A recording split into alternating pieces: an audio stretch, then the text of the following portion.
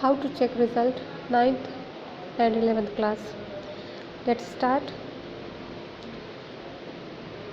ये जो लिंक दिख रही है उस लिंक पे आपको क्लिक करना है। ये लिंक आपको आपके डिस्क्रिप्शन बॉक्स में मिल जाएगा। इसके बाद गूगल क्रोम पर क्लिक करते ही आप डायरेक्ट एजुडेल के साइट पे चले जाएंगे और ये लिंक खुल जाएगा। यहाँ पे आपको अपनी आईडी डालनी है, स्टूडेंट आईडी। इसमें से आपको अपनी क्लास सेलेक्ट करनी है, इसमें से सेक्शन सेलेक्ट करना है, इसमें अपना डेट ऑफ बर्थ लिखना है जो आपने स्कूल में है आपके। इसमें आपको एक कोड दिखेगा, उस कोड को आप इस बॉक्स में टाइप कर दीजिए और टाइप करने के बाद यहाँ पर इसको सबमिट कर देंगे। आपको अपना रिज़ल्ट मिल जाएगा यहाँ पे।